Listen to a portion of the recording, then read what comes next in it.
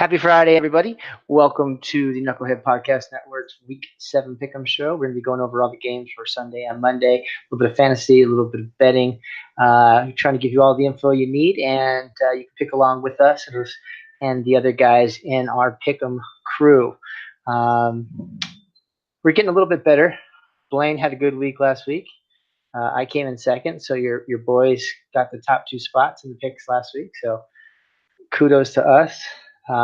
My big upset of the week came through. My Dallas pick over the Jags came through in a big way. That kind of set me apart, helped me climb up the leaderboard. How about you, Blayne? What was the secret to your success last week? Because you got the lucky one with Miami. You're the only one that picked Miami over the Bears, and that was You know what? I want to also point out that I actually missed the tiebreaker by 1 point. Okay. I don't know if you noticed that. I did not. I had a hell of a week. Yeah. Yeah, you had your best week of the season so far in picks, that's for sure. You know, the worst part about that is that now you're expected to repeat it. Oh, that's okay. I'm trying to catch up. I had that week where my picks didn't go in, so I got 14 down. If I can somehow catch you guys by the end of the year, I'll be super happy with myself. Well, let's get right into it. That goes for both of us, actually. Okay, good. Let's go. Early game on Sunday. We have the second game of the London series. This is the Tennessee Titans coming off an embarrassing game, going against the Chargers, who just went into Cleveland and pretty much just took them apart. You have the Tennessee offense looks horrible. They look like they can't get anything going. They've scored 12 or fewer points in the last 4 games, and they're giving up the 6th most points to fantasy running backs over the last few games. And now you have probably the best running back duo so far this season in Melvin Gordon and Eckler. I think that this bodes badly for the Tennessee Titans. Blayne? Yeah, the Chargers, I want to point out one thing about the Chargers. They've only lost 2 games. Guess who they were to? They were to the Rams. Kansas City and the Rams. Yeah. And the Rams. A combined 11-1 record. So that tells me what? Chargers are definitely for real. And this game is being played in London. I don't think that the time change is really going to affect the outcome of this game, being that the Titans, as you said, their offense is not doing anything. Their defense, their offensive line gave up 11 sacks to the Ravens last week. Mariota had 10 completions the whole game. He was 10 for 15 for 117 yards. 21-0. 21-0 loss. So the Titans offense is just they're mailing it in or whatever. They're just dead. On the other hand, the defense has not given up 30 points to any team this season. So and the defense is still playing, but the Chargers, I like what's going on with the Chargers and the fact that they have a running game now that frees up Phillip Rivers to make plays downfield. They had that win over who did they play? They played Cleveland last week. Who did they play? Cleveland. Yeah.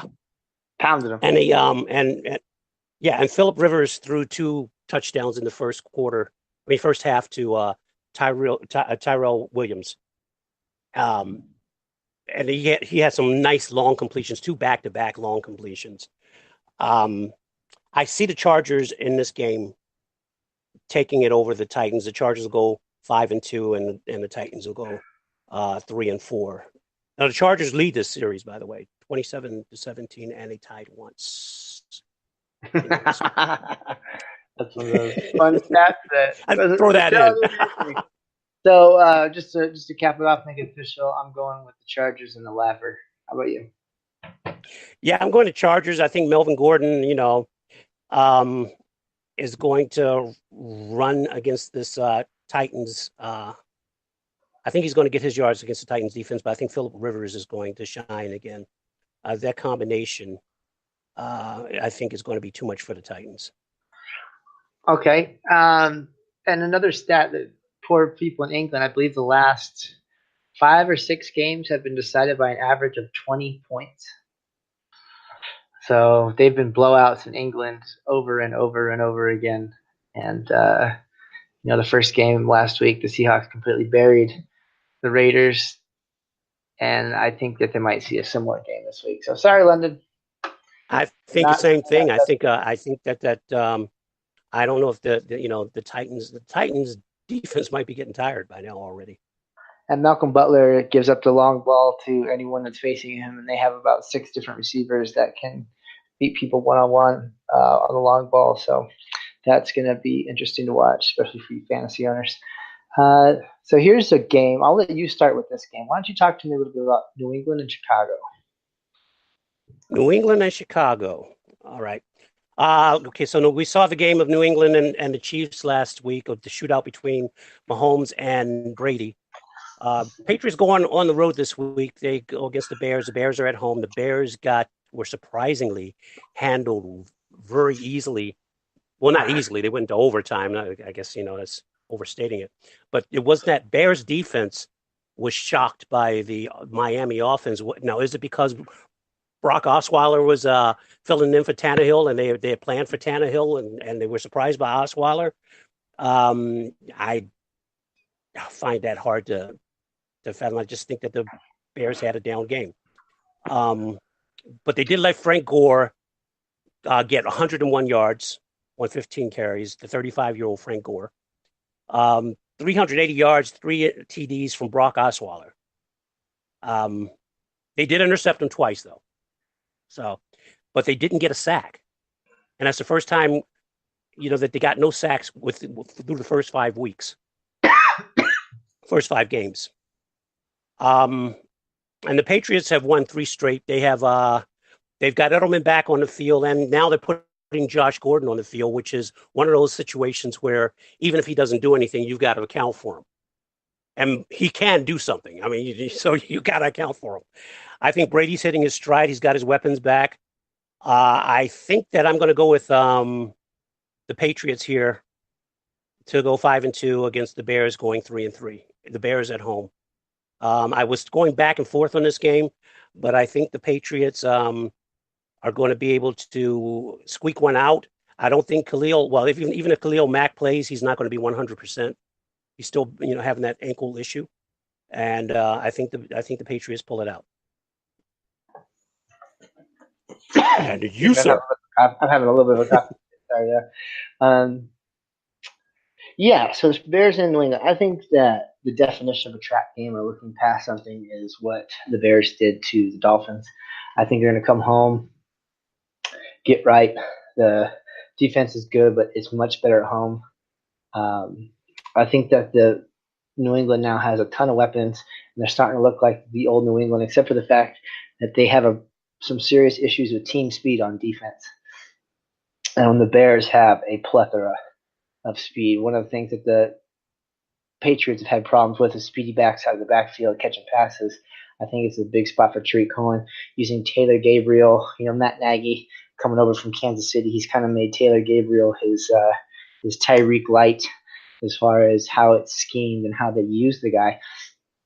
I'm actually going to go out on a limb here. This is going to be my big upset of the week. I think that the Bears are going to come home, put it together, whereas the Patriots have had some high energy primetime games, back to back games they had to win.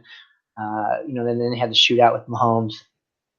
Now that they're coming into Soldier Field, I think that this is the perfect spot for a home Bears team to snag a win from a playoff team. So officially, I am going Bears. You're going Bears. I'm going Patriots. Patriots lead the series by 9-4. Overall, yeah. Not when it mattered. Not in '85 Super Bowl.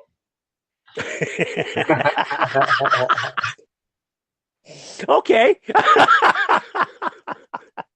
We're going in the way back machine. Okay.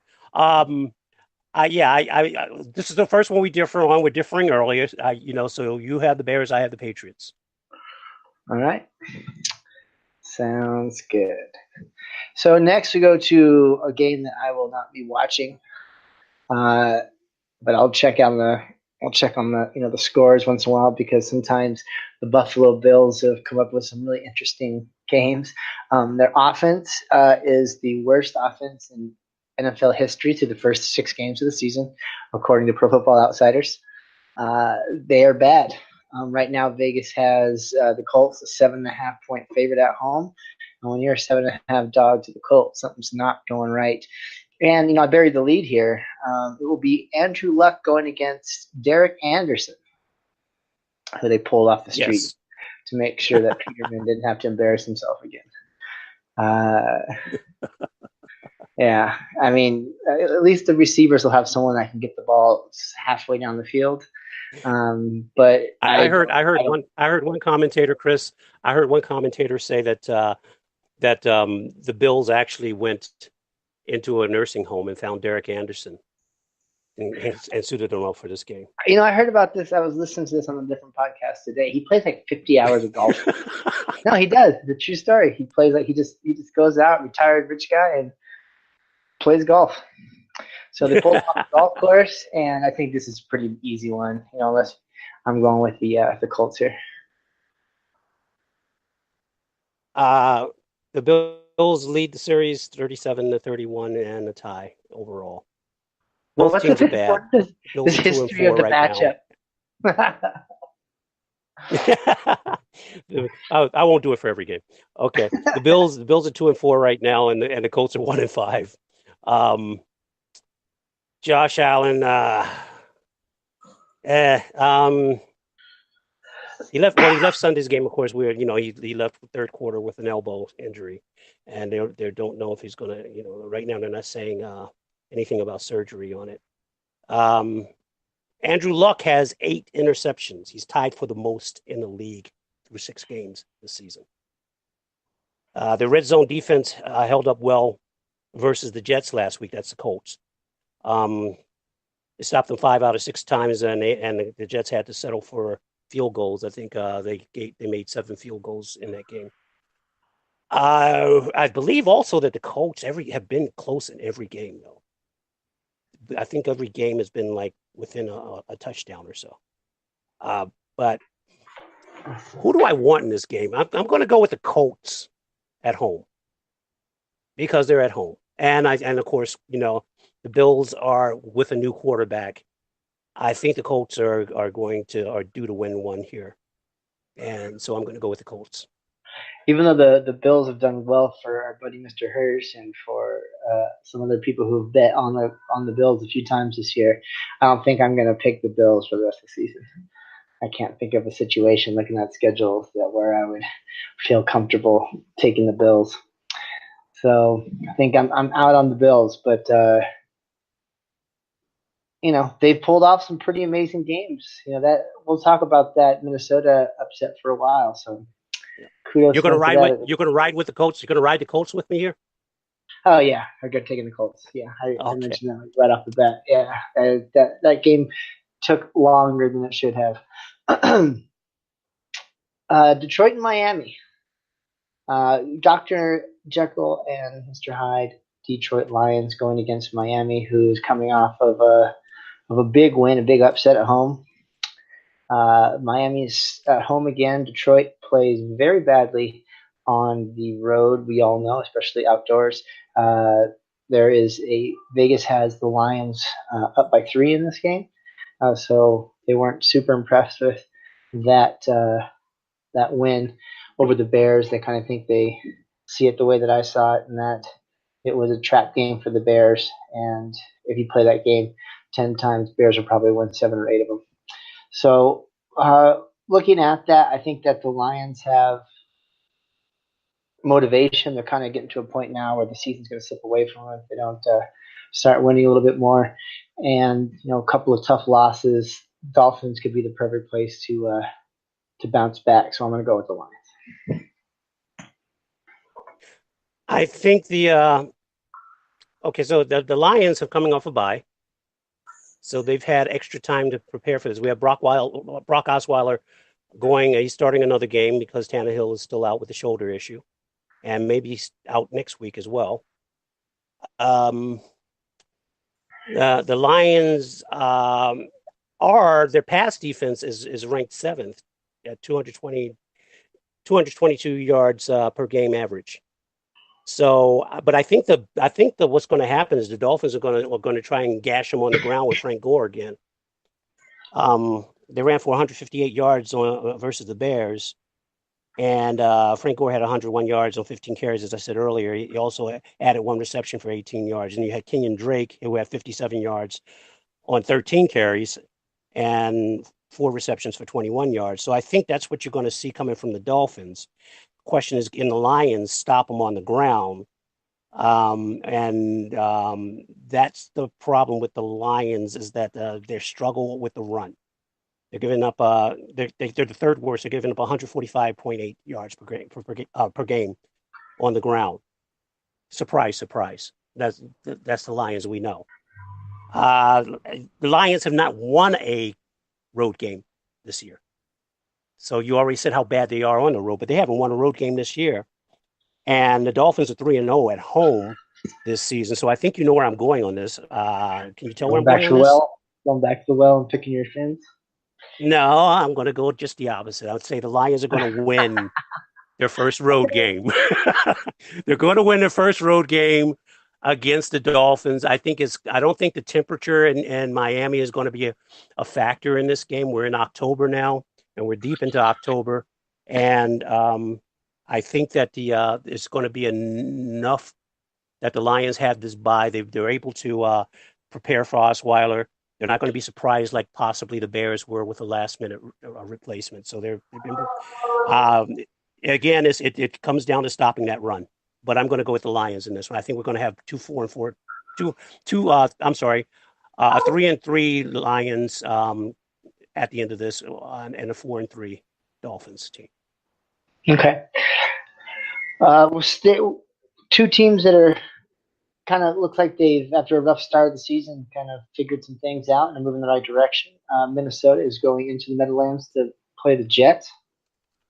We can talk a little bit about Baker Mayfield a little bit later, but one of the rookies who has really impressed, especially the last 2 weeks, is Sam Darnold. I think he's looking the best of them so far, and we'll get to Baker Mayfield, but he's kind of really fallen off recently. And I think that you see the opposite. I think you see Sam Darnold starting to kind of figure things out there in New York. Minnesota, obviously, kind of the wheels came off. We had some problems emotionally within the locker room, and mental illness of coworkers, of losing a game at home to Buffalo. I mean, it's been a tough season for the Vikings to get started, and it looked kind of bad, especially after they followed the Buffalo loss up with giving up more points than any Zimmer team has in Minnesota to the Los Angeles Rams. So this week, they've started to come back. Go ahead. I'm sorry. I'll say it again, Chris. I said that they started to come back a bit, and you're starting to see Minnesota play a little bit better, especially in the passing game. The Cousins, Case Keenum argument looks to be won by Cousins so far this year. So I think that Minnesota is going to keep that rolling. And even though the Jets are looking good and they're becoming respectable at least, I think that Minnesota just has too many weapons. And I'm going to pick the Vikings to beat them by at least 6 or more. Okay, I'm sorry I interrupted you. I was having problems hearing you on no problem. Technical issue. Excuse me, folks. The Vikings will face a rookie quarterback for the second straight game. Last week it was they confounded Josh Rosen. Okay, they're facing Sam Darnold. Darnold threw for 280 yards and 2 touchdowns versus the Colts last game. And the Jets only converted 5 or 6, as I said, trips to the end zone, to the red zone, versus the Colts, and had to settle for 7 field goals. Vikings, Delvin Cook missed last game after re-aggravating his hamstring, but Latavius Murray ran for a career-high 155 yards on the Cards. I'm stalling on this one. We have the Vikings visiting the Jets, and I know who I want. Okay. The Jets defense is second in takeaways, by the way, 15 through 6 games. I'm going to go with the Vikings because I think they're just a better team overall. The Jets are still trying to find their way with a young quarterback. I think that Vikings defense will rise up and confuse Darnold and have their way with him. And in the meantime, Cousins is making me eat crow, or rather, I should say, Case Keenum is making me eat crow about the switching the quarterbacks for the Vikings because Cousins is a solid quarterback and he's making it happen. So I'm going to stay with the Vikings against the Jets. All of that said, all that long-winded conversation. Well, that's long drawn out. Part of the show for us is talking through these games so we can, feel good about our picks because once they're in, they're etched in stone. Yeah. So next we're going to go to Carolina and Philadelphia, and this is another team. A lot of those teams in the South are this way, but they have problems traveling so far. The game last week against the Redskins was not their best performance of the year by far. I mean, I think they're better than what they showed. And another team that's starting to put it together is the Eagles. That run defense is stout, pass rush is stout, and Wentz is starting to get his sea legs back. So healthy Alshon Jeffrey, healthy Zach Ertz, healthy Nelson Aguilar. They're not healthy at running back. We've talked about that a bit, but Smallwood and Corey Clement seem to be more than enough for the job last week. I like the Panthers this year. I think they're going to do really well at home, but for some reason they're kind of punching from their heels when they're playing on the road. So I think that the Eagles take this down because of the home field advantage. But I think it's a close game. I think it's a close game, and I think that what needs to be factored in also is that the Eagles' offensive line is not healthy. Left tackle Jason Peters suffered a torn biceps muscle, but may still play as last I saw. He may still play this game. They had a mini bye after playing last Thursday. But even if he plays, he's not going to be at full strength. He's not going to be 100%, especially in upper body. What's happening in this game, though, is you got the Panthers with the fourth-ranked offense, or running ground attack, I should say.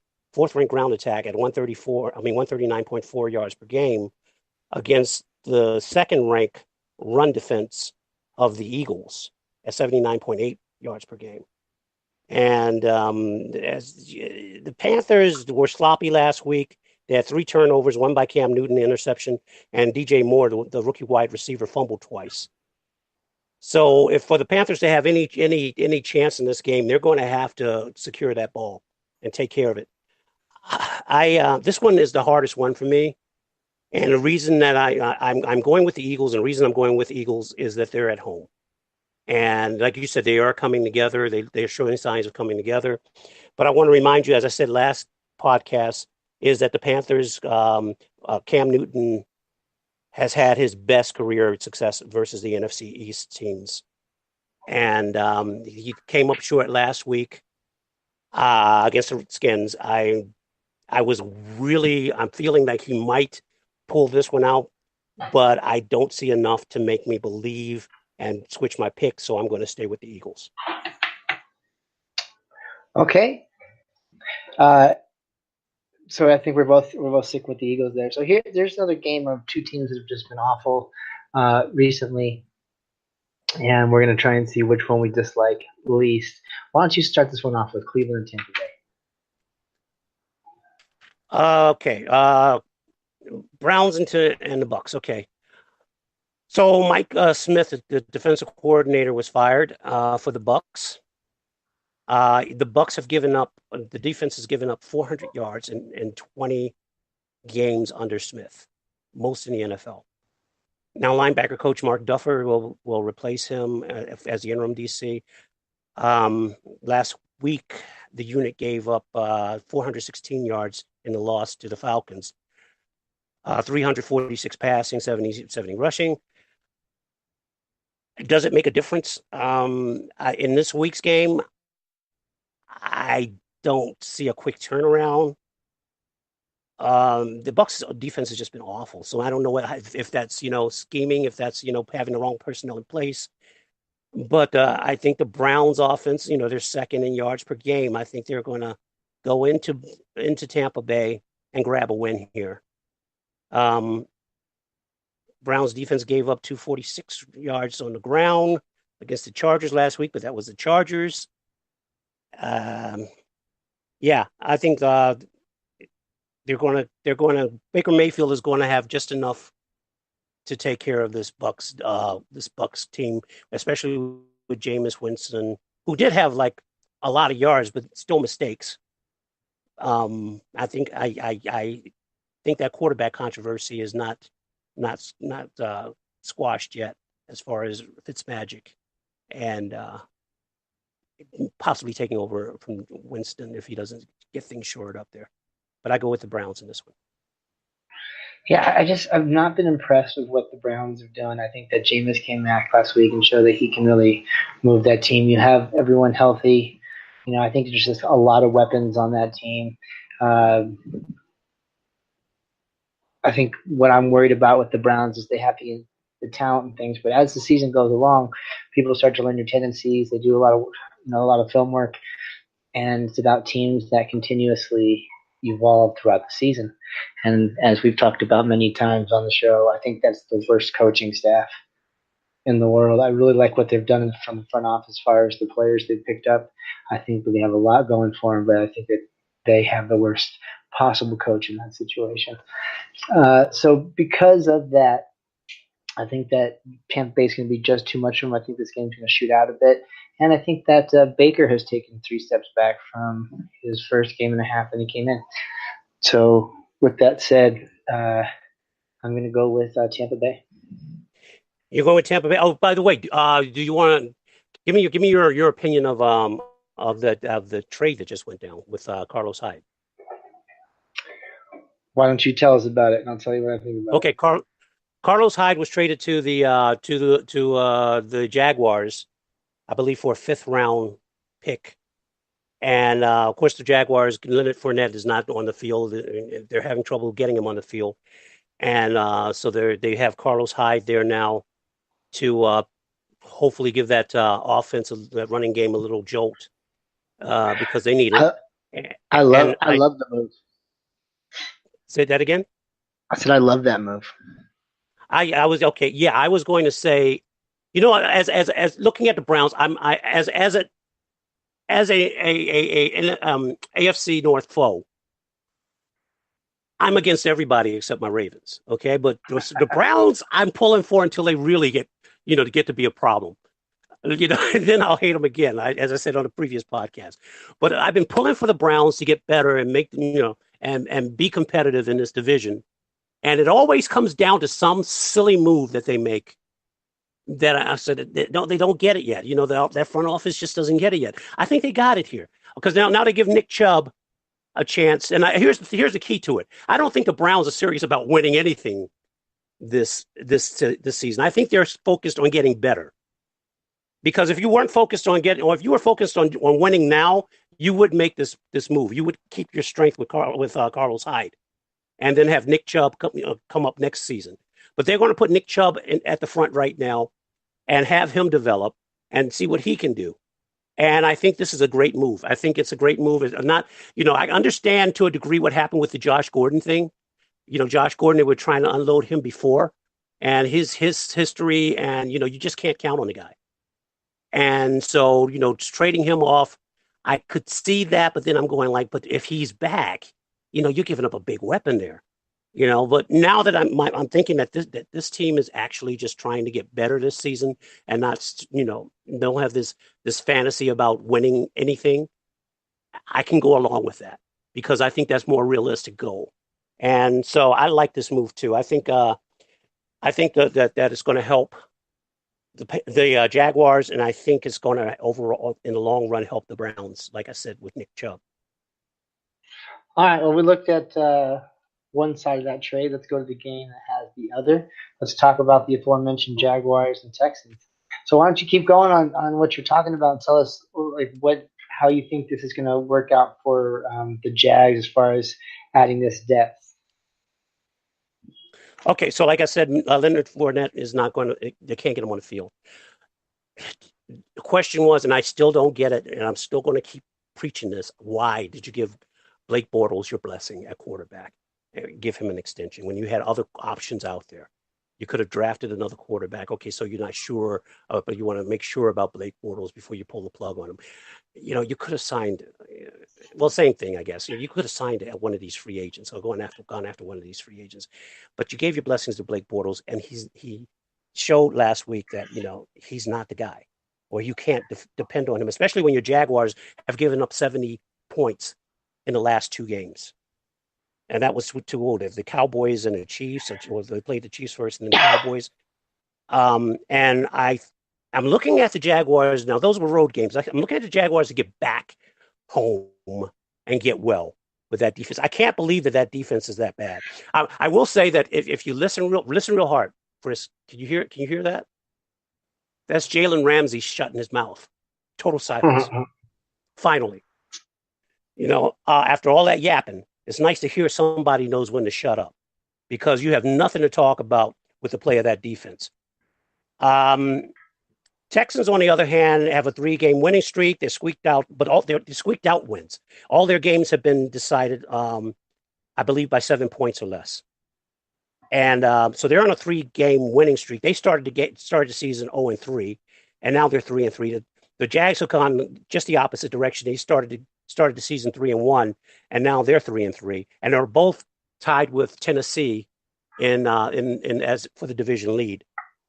I'm going with the Jags in this one. I think the Jags have, I think, like I said, home cooking is going to help them pull this one out against the Texans, because I believe that if anything, is going to be another close game, and I think that Jags defense is going to rise up and get better here. I'm not so sure about the offense, but and by the way, Carlos Hyde is not expected to play this game, of course, because of how late in the week this deal went down. But I do think that the Jags can pull one out at home against the Texans. So that's where I'm going, Jags. Okay, yeah, me too. You kind of broke it all down. I think that Leonard Fournette has proven, just like he did in college, he has trouble staying on the field. And when Leonard Fournette is off, you have TJ Yeldon behind him. They lose a whole dimension of that kind of physical running game that they don't have. And when Fournette is out for chunks of time, I think they're really missing how they want to play ball. So Hyde can do that for him. It's another injury-prone running back, but I guess maybe if you have 2 of them and you stick them together, they can make a healthy back. They can like one Band-Aid, one big Band-Aid here. Yeah, but by the way, both. Go ahead. I'm sorry. I was going to say I'm going with the Jags, and I think that they're going to do it through the air this week. Yeah, both teams have trouble scoring, TDs on offense, and they both have the same amount of TDs, actually 11 TDs,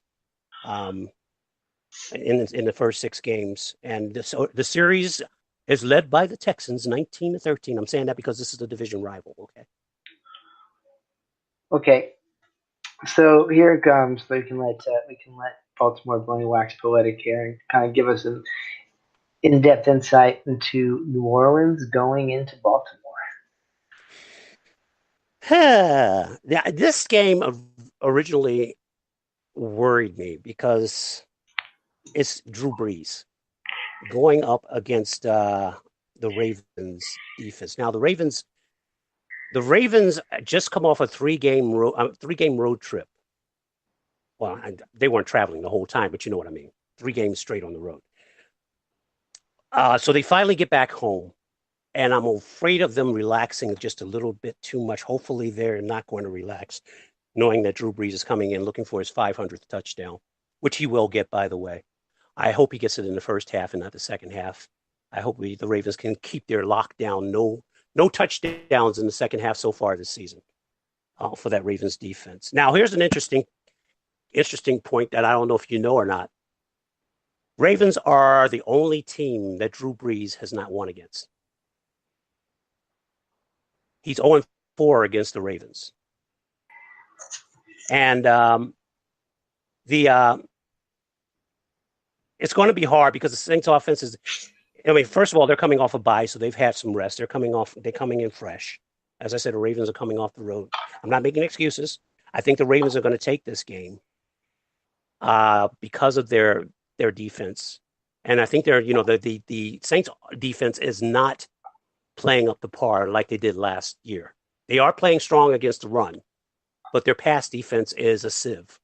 And I think Flacco is going to pick them apart with Smokey Brown, John Smokey Brown, and Willie Snead, and of course Crabtree, and the tight ends, and I think Flacco and overall, what I'm saying is Flacco has too many weapons to tank this game against that defense, and we know that the Saints aren't the same team outside of the dome as they are in the dome.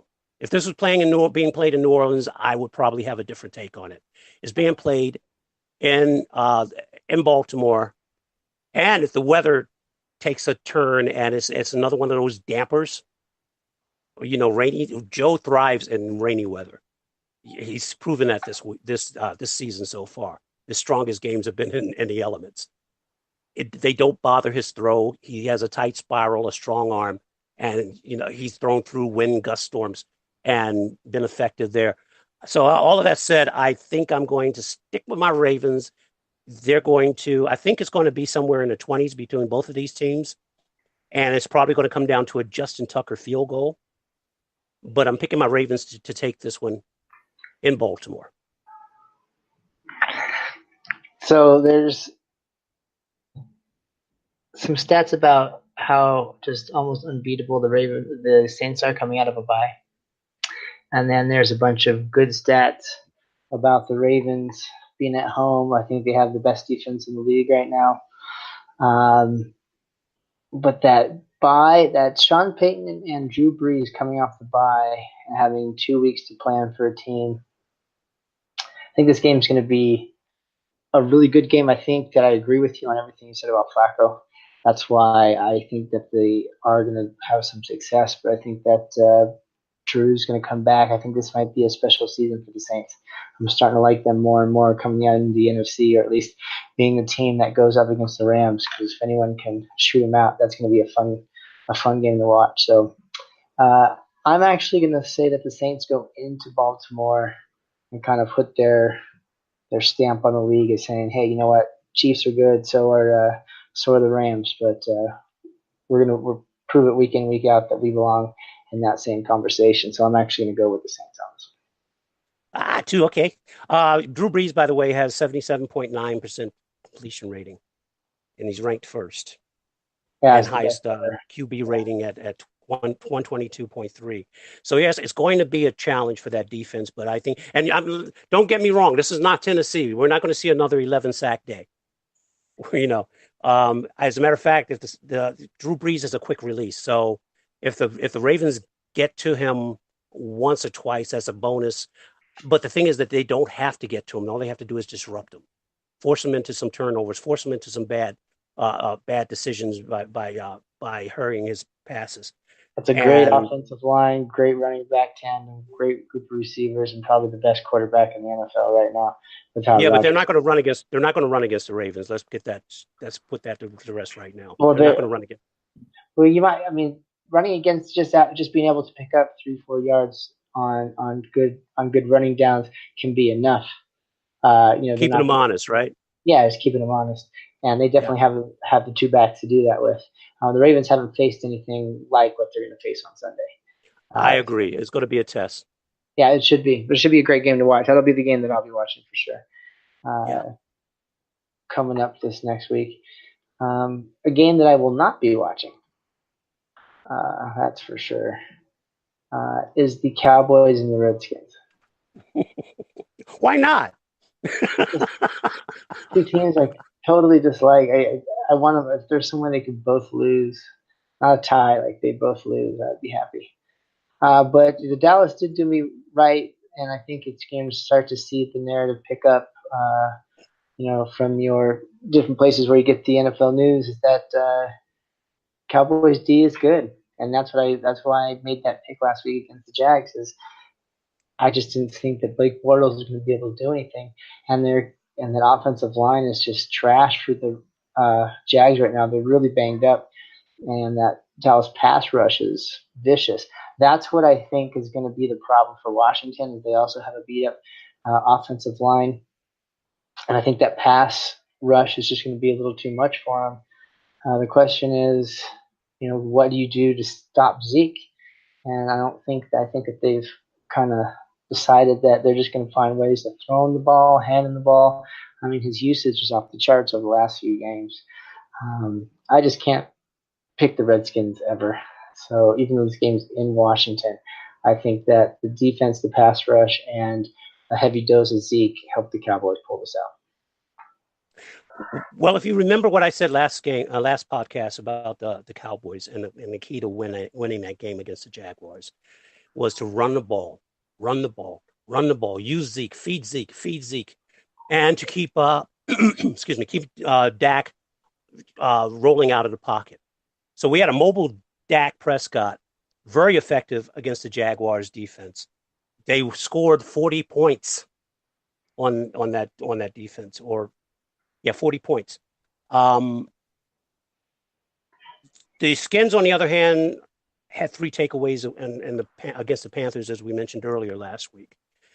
The Skins are at home, and this is a division game. The overall series is Cowboys lead at 70-44, and they tied twice. Okay, so got it in. I see. By the way, the Skins haven't won consecutive games this season, and they won last week. So wisdom would tell you, if you want to keep the pattern going, not to pick the Skins this week. But of course, I'm a rebel, and I'm going to go against that. I'm going to go with the Skins at home against the Cowboys because, one, I don't think it's the same Cowboys team on the road. They're going to have to prove it to me, and I'm willing to take that chance that they're still not there.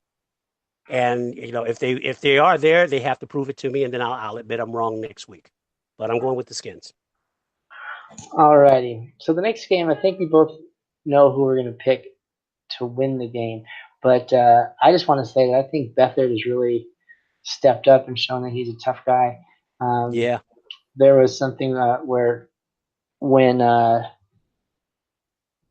coach of the Shanahan, he said that Beathard reminds him a lot of Kirk Cousins. Because don't forget, Shanahan drafted Kirk Cousins when he was in Washington, and kind of is the one that kept him around and really worked with him, thinking that he was going to be better than Griffin.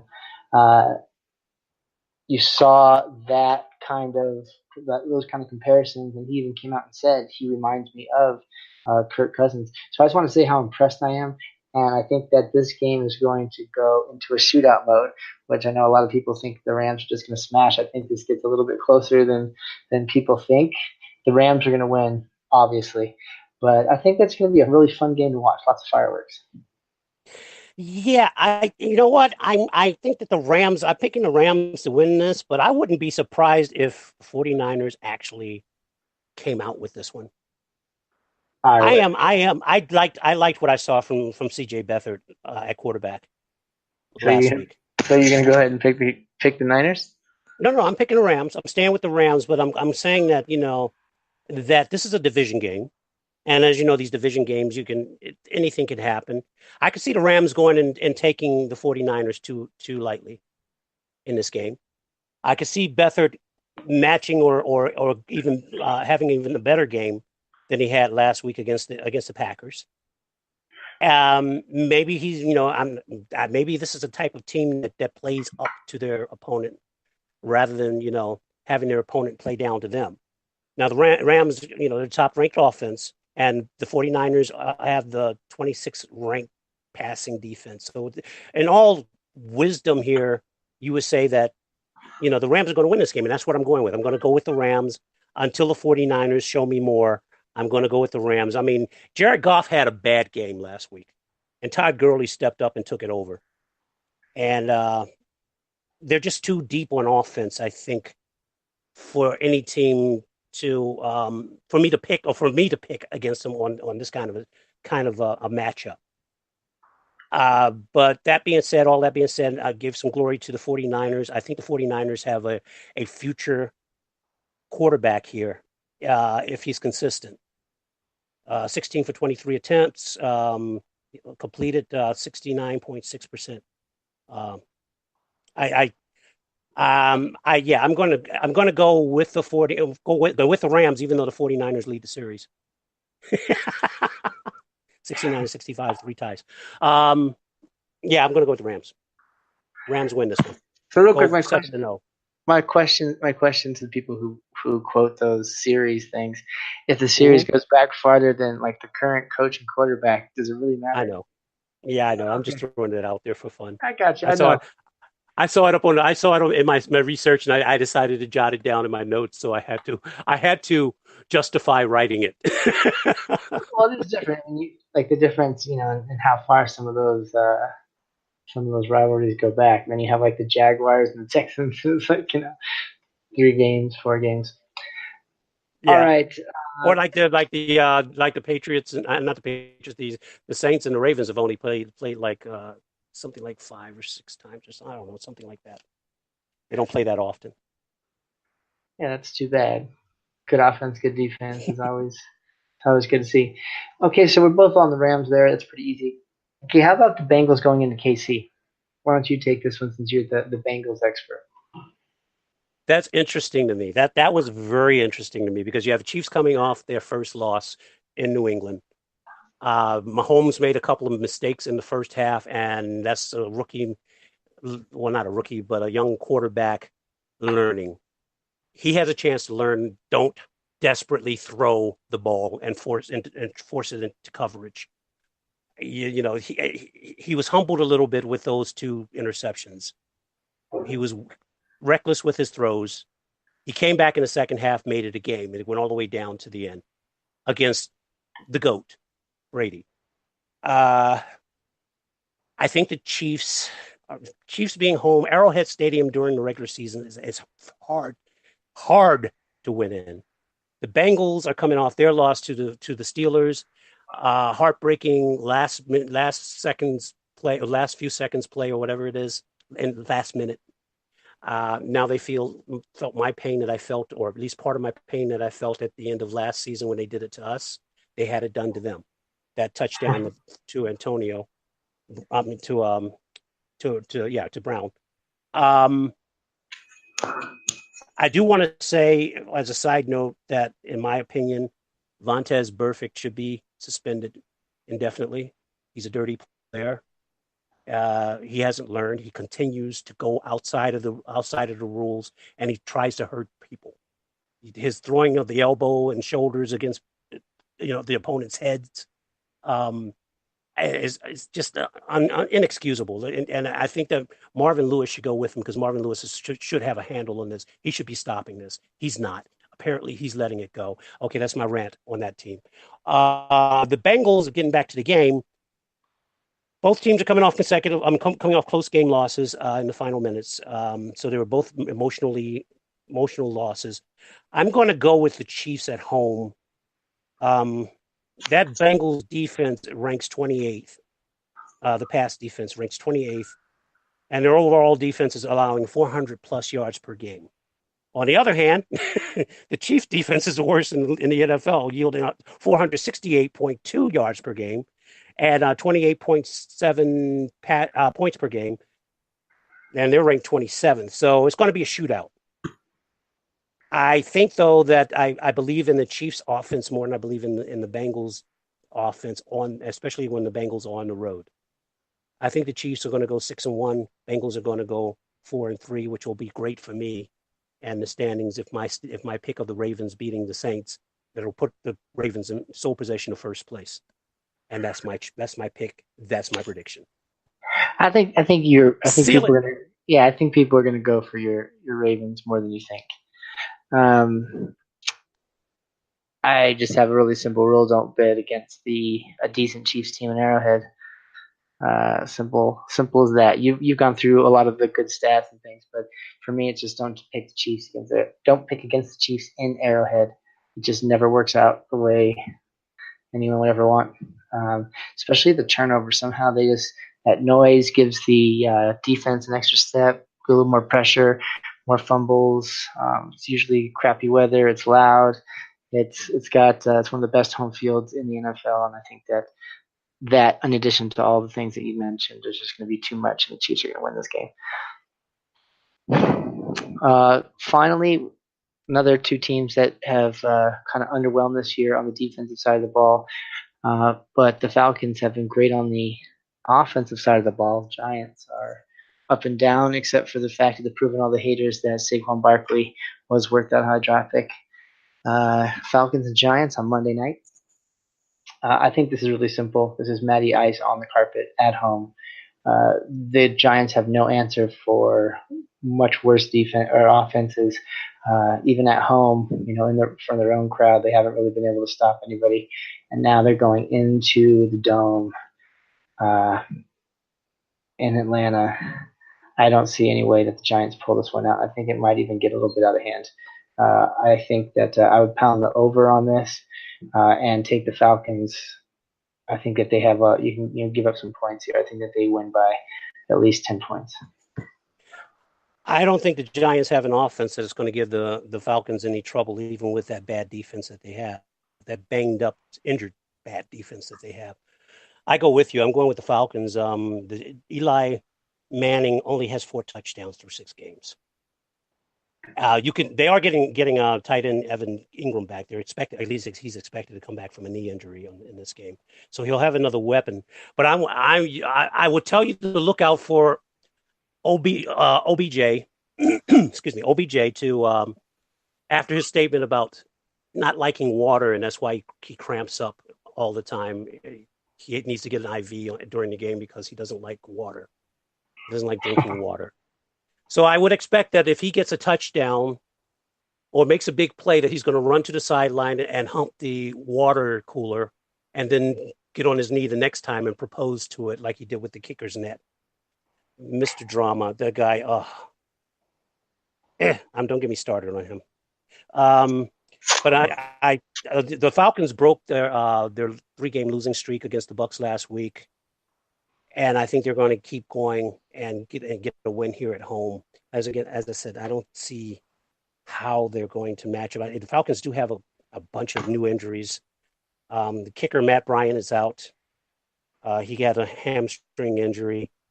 Calvin Ridley has an ankle injury, and Mohamed Sanu, I think they're both questionable. So Mohamed Sanu has a hip injury. So they're going to be weakened on the offense a bit, but I still think that they're gotten too many weapons. They're at home. Matty on the carpet is going to rain. Yeah, just be a little too much for him. I agree with you there. Well, that's it, folks. We have our picks up. You can find us at Knuckpods on both Twitter and Facebook. Knucklehead Podcast Network. Or Knucklehead Pod Network, on YouTube. And knuckleheadpods@gmail.com if you want to write us and ask us any questions, if you want to hear about anything. We will be live next Tuesday on Mancini Sports on Blog Talk Radio. That's blogtalkradio.com/Mancini Sports. And look forward to it. Hopefully, wish me luck, wish Baltimore Blayne luck. At least we'll try and take down some of the other guys. We both have a ways to go because we did not start the season out too well. But we can do it. We can do it. I like my picks this week. I feel good about most of them, so I'm moving forward. I think I'm gonna have a really good week. What was I? 12-3. Was I 12-3 last week? 11 and something. Now it's 10. So we got first and second place. So the show at least was respectable last week. All right, folks. For Baltimore Blayne, this is Chris Rose signing off. Thank you so much for listening. Bye.